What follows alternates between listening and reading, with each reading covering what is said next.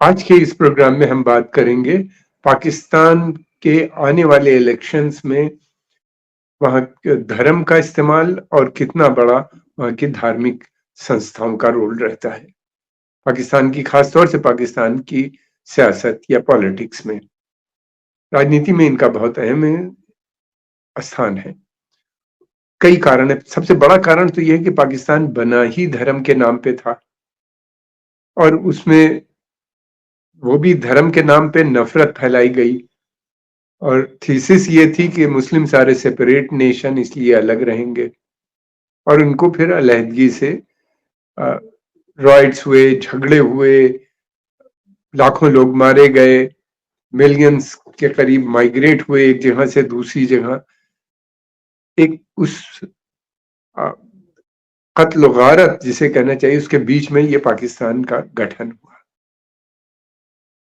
और उसके बाद से फिर उसके बाद वहां पे जिन्ना साहब, जो इसके मेन फाउंडर थे, जो इसके आइडियोलॉग थे और जो सबसे ज्यादा इसकी वकालत करते थे, वो अपने को कहते भी थे कि वो एडवोकेट है फॉर पाकिस्तान कॉज।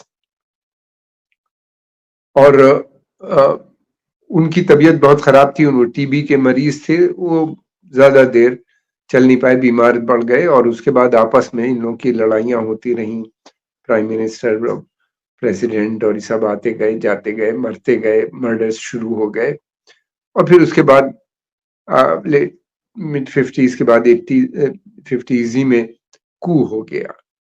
इस कू में अयूब खान, वहां के आर्मी जनरल, उन्हीं ने सत्ता संभाली। अब इस्लामिक स्टेट को चलाने के लिए आर्मी की जरूरत तब जब से पड़ी है, तब से आज तक आर्मी एक बड़ा रोल प्ले कर रही है। आर्मी को लेजिटिमेसी की जरूरत होती है, यानी मान्यता कौन प्रदान करे जब सत्ता पावर में आ जाती है। तो इस्लामिक ऑर्गेनाइजेशन फौरन राजी हो गई है और उनका बहुत बड़ा रोल भी था बनाने में पाकिस्तान के। और वो देवबंद जो था भारत का, उसमें जमीयतुल उलमा इस्लाम तो खुल के नेशनलिस्ट थी और सपोर्ट कर रही थी, मगर बहुत से मौलाना ऐसे थे, खासतौर से पंजाब, सिंध और कश्मीर, और फिर उसके अलावा बलूचिस्तान में जो थे, वो अलग हो गए जमात देवबंद तहरीक के साथ यहाँ पे। और उन्हीं ने अपनी अलग बनाई और वो पाकिस्तान के फेवर में आ गया। और उन्हीं ने, वहां के लोगों ने अपनी अलग जमीयतुल उलमा इस्लाम के नाम से बना दिया, गठन कर दिया। नाम बदलते रहे लोग, लीडर्स बदलते रहे इसके, और वो वहां पे एक बड़ी ऑर्गेनाइजेशन हो गई। फिर जमात इस्लामी का गठन, जमात इस्लामी जो थी, यानी पॉलिटिको रिलीजियस ऑर्गेनाइजेशंस बनी, जिनका एक बड़ा रोल आज भी नजर आता है। और ये था कि बना था पाकिस्तान इस्लामिक आइडेंटिटी को बनाने के लिए, कि मुस्लिम आइडेंटिटी हम प्रिजर्व करेंगे। लेकिन ये आइडेंटिटी खत्म हो गई जिस समय इस्लामिक आइडेंटिटी, जब बांग्लादेश अलग हो गया, ईस्ट बंगाल अलग हो गया और उसने अपने को बांग्लादेश डिक्लेयर कर दिया। हालांकि उसमें भी लाखों लोग मरे। पाकिस्तान की सेना ने वहां जो दमन चक्र चलाया, बेपनाह लड़कियों को, औरतों को रेप किया, लाखों लोगों को मार डाला, लाख से भी ज्यादा। और ये बहुत भारत ने उसकी सपोर्ट की। वहां के मुक्ति बाहिनी जो मूवमेंट था, जो लड़ रहा था उनसे, और पाकिस्तान की हार हुई और बांग्लादेश का गठन। सो टू नेशन थ्योरी जिसका मेन बेस था, वो उसी दिन उसके समाप्त हो गई।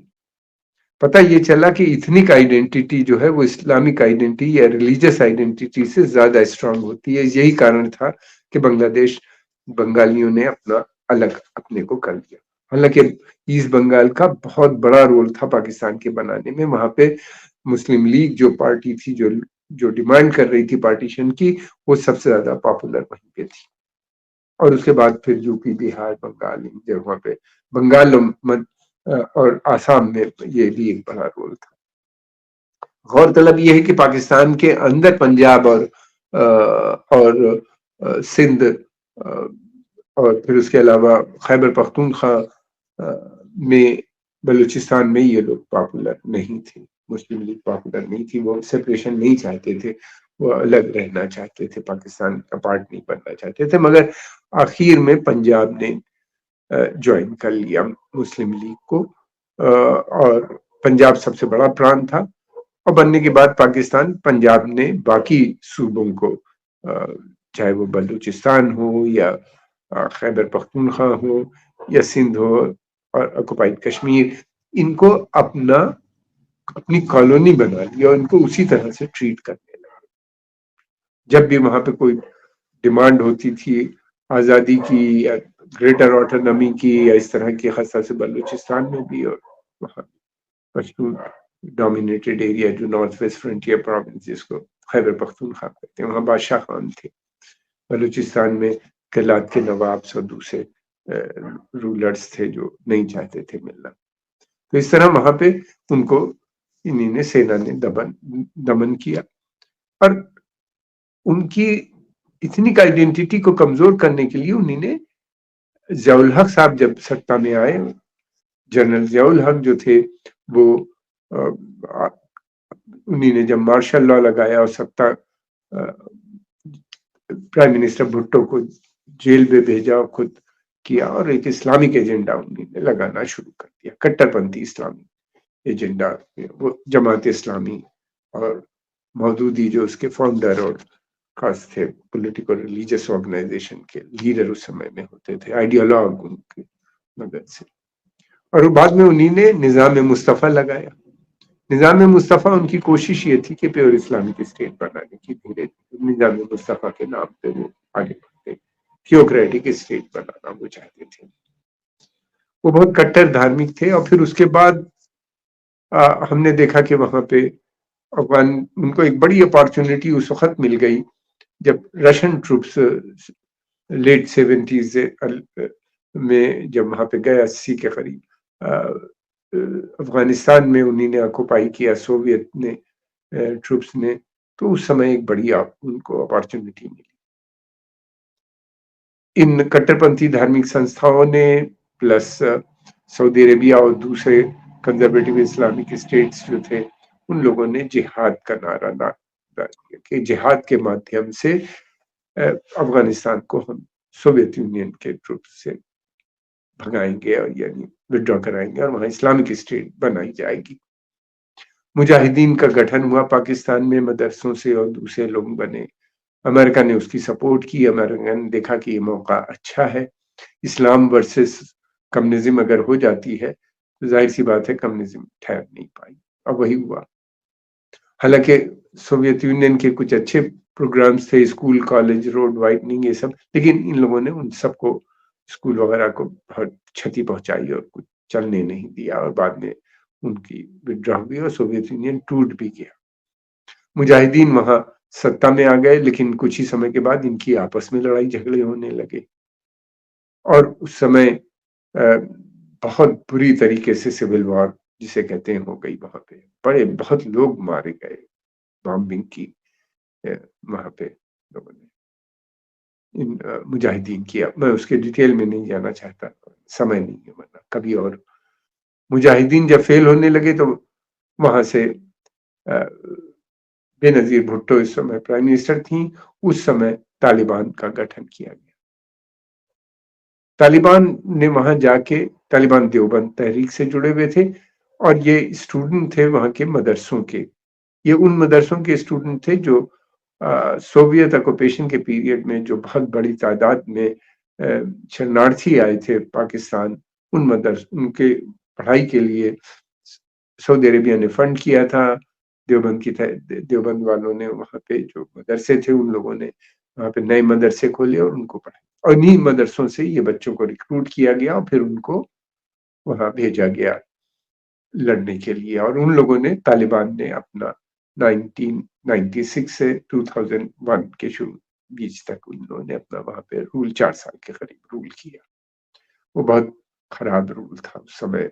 बहुत लोग इन्हीं ने दमन चक, देखिए धार्मिक, इस तरह की जो कट्टरपंथी धार्मिक आइडियोलॉजीज हैं, इनके लोग जब सत्ता में आते हैं तो हमेशा आतंक इनका मेन मोड होता है जनता को कंट्रोल करने के लिए। इसलिए कि ये लोग जो बड़ी समर्थन हासिल नहीं था, ये लोगों को आम जनता नहीं चाहती थी, मगर ये कि लोग त्रस्त हो गए थे मुजाहिदीन के रूल से और लड़ाई झगड़ों से, और तो उन्हीं ने सोचा कि शायद तालिबान अमन शांति फैलाएंगे, लेकिन उन्हीं ने आते ही जो लड़कियों के स्कूल बंद कर दिए गए, लड़कियों के ऊपर को घर में बंद कर दिया गया, वर्चुअली लड़कियों पे बहुत सख्ती की, बाहर नहीं निकल सकती बगैर मेल गार्डियन के, और पार्लर बंद कर दिए गए, म्यूजिक सब बैन कर दी गई, दाढ़ी कंपलसरी, इस तरह के पता नहीं कितने मेजर्स लिए गए,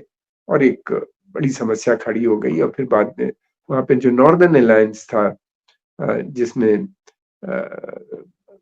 मसूद, जिसके लीडर थे, मेन ताजिक लीडर थे, ताजिक पॉपुलेशन बहुत है अफगानिस्तान का, जो कंपोजिशन था वहां से ताजिक ने से शुरू हुई, और उसमें बहुत से लोगों ने ज्वाइन भी कर लिया, तो उनको, और एक लंबी लड़ाई चली, और फिर उसके बाद लंबी लड़ाई चली, वहां पे बहुत समय तक लड़ाई चलती रही। उसके बाद हमने ये देखा धीरे धीरे तालिबान के आने के बाद, भारत का भी एक, कश्मीर का भी मसला इन लोगों ने जिहाद छेड़ दिया गया। ये वो पीरियड था जब बहुत से देशों के आतंकवादी वहां पे आए थे, जब अब सोवियत यूनियन से लड़ने के लिए, क्योंकि जिहाद था इस्लाम के बहुत से देशों से। तो उन्हीं ने, उसी समय अलकायदा भी आई, अलकायदा ने वहां पाकिस्तान के अंदर आके एक अपना सेटअप इस्टेब्लिश किया। बाहर अरब आने वाले, जो अरब से आ रहे थे शरणार्थी, उनका रजिस्टर मेंटेन किया, और फिर उनकी संस्था बनी और ट्रेनिंग दी गई, और सब अलग है, और एक बड़ी संस्था इन्होंने अपनी बना ली, और लड़ाई लड़ी। और फिर उसके बाद ये हुआ कि कश्मीर के लिए, और यही नहीं बल्कि सेंट्रल एशिया के बहुत से देशों के जो लोग आए थे, उनकी अलग अलग ग्रुप बना के पाकिस्तान की पॉलिसी फिर ये आ गई थी, काफी पहले से शुरू हो गई थी, स्ट्रेटेजिक डेप्थ की, यानी इन आतंकवादी संगठनों के माध्यम से सेंट्रल एशिया, ये कश्मीर, जम्मू एंड कश्मीर, इन सब पे कब्जा करने की, और वहां पे इस्लामिक रूल लगा के प्रो इस्लामिक गवर्नमेंट बना के, क्योंकि ये वो क्षेत्र है जहाँ पे बड़े तेल के भंडार भी पाए जाते हैं, और गैस मिनरल्स बहुत है, बहुत रिच है। इनके बॉर्डर अफगानिस्तान से मिलते हैं, तो उनको लगा कि अब अफगानिस्तान पे कब्जा हो गया है, अब वहां से हम धीरे धीरे सेंट्रल एशिया भी पहुंच जाएंगे, तो ये सब ग्रुप्स बनाए गए थे, और जिहाद। और दूसरा फिर ये था कि ये लोगों ने भारत के अंदर एक जिहाद शुरू कर दिया 80s में, 90s में, 90, और वो जिहाद जो था, कश्मीर को आजाद कराने की बात शुरू की, एक पावरफुल मूवमेंट खड़ा किया वहां के ऊपर, खासतौर से वहां की कश्मीर की जमात इस्लामी, फिर हुर्रियत बनी वहां पे, और दूसरे आतंकवादी संगठन बने पाकिस्तान के अंदर, लश्कर तैयबा, जैश ए मोहम्मद, और उससे पहले और भी बहुत से बने, और एक काउंसिल भी बनाई गई सारे संगठनों के साथ मिलकर, दो बहुत प्रोमिनेंट बने, लश्कर तैयबा, जैश ए मोहम्मद, और उन्हीं ने जो कुछ किया कश्मीर में हम सब जानते हैं।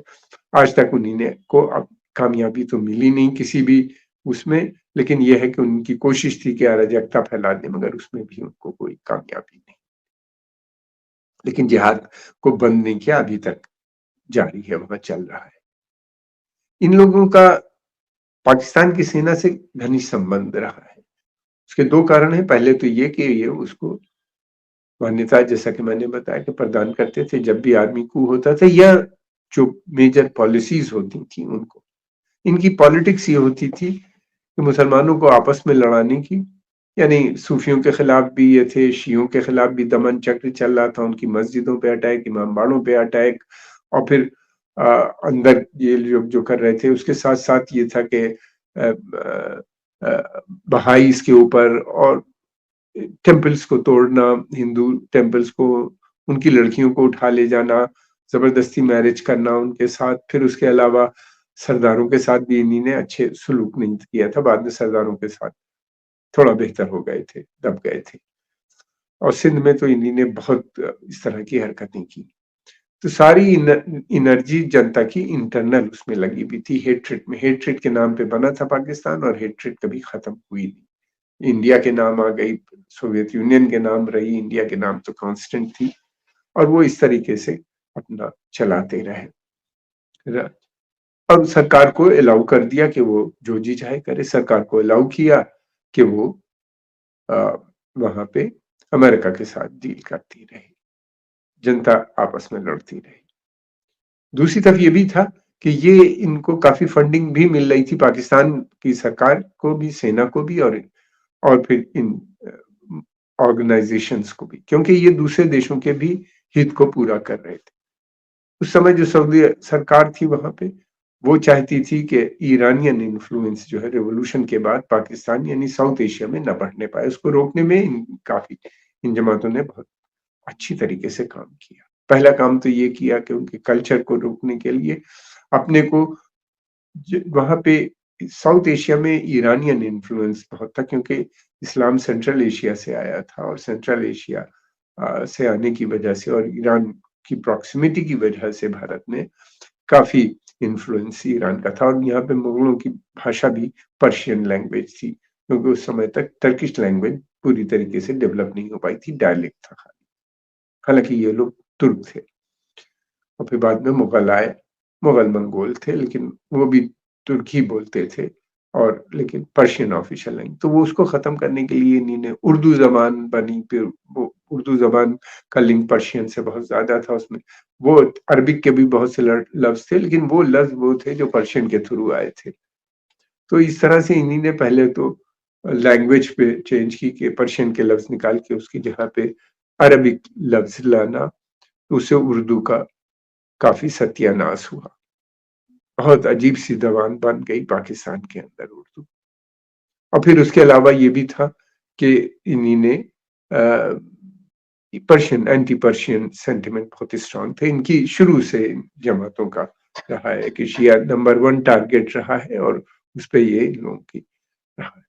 उसके बाद ये रहा कि इनका एक और रुख रहा है, ये सब इंडिया में इंटरनल क्राइसिस के साथ साथ ये लोग जो थे, ये पाकिस्तान में सपोर्ट करना आर्मी को, और इलेक्शंस में पार्टिसिपेशन। अब इस समय खासतौर से हम देख रहे हैं कि बहुत बड़ा रोल हो गया है इन पॉलिटिकल पार्टीज का। पिछले काफी समय से हम देख रहे हैं, जमात इस्लामी हो या उनसे जुड़ी भी हो, लश्कर तैयबा है, उसकी पहले मुस्लिम मिल्ली पाकिस्तान, मिल्ली मुस्लिम पाकिस्तान के नाम से संगठन बनाया, फिर उसके बाद दूसरा संगठन बनाया।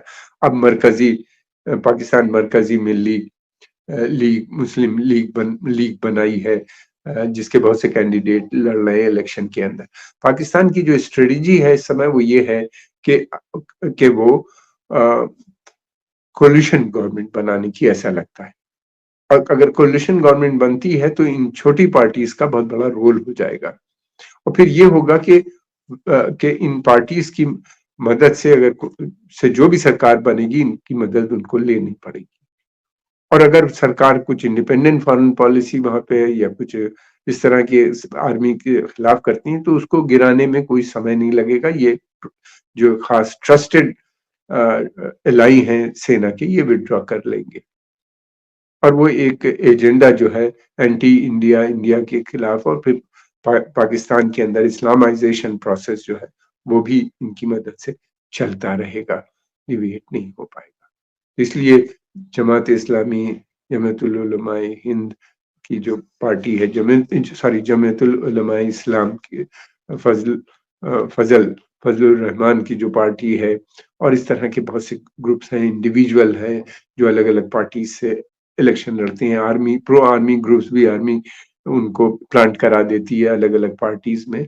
तो इस तरह से उसकी ग्रिप, एक तरफ तो सीधे जो भी प्राइम मिनिस्टर बनेगा वो उस डिक्टेट लेगा, दूसरी तरफ इन पॉलिटिकल, इन इंडिविजुअल या छोटी पॉलिटिकल पार्टीज भी उसके साथ खड़ी रहेंगी। अब देखना यह है कि कितना इलेक्शन किस तरह से होता है। फरवरी 8 को होना है, आज से कुछ ही दिन रह गए हैं, और उसमें क्या वायलेंस होता है या नहीं, या रिजल्ट किस तरीके से आते हैं। वहां इलेक्शन तो होता नहीं, सिलेक्शन होता है, आर्मी जो चाहती है वही होता है। लेकिन ये है कि इस समय अभी भी इमरान खान की वहां पे सपोर्ट सबसे ज्यादा है, इमरान खान के समर्थक बहुत है, यूथ, और जो चेंज चाहते थे। आज के इस पॉडकास्ट में हम इतनी बात करेंगे। जल्दी ही हम पाकिस्तान के ऊपर एक और वीडियो लेके आएंगे, जिसमें वहां की मेन स्ट्रीम पॉलिटिकल पार्टीज के बारे में बात करेंगे। हम आपके आभारी हैं, आपने समय निकाल के इसको देखा। अगर आपको पसंद आया तो इसको लाइक भी कीजिए, सब्सक्राइब भी कीजिए और आगे भी लोगों को भेज के प्रमोट कीजिए। आपका बहुत-बहुत धन्यवाद।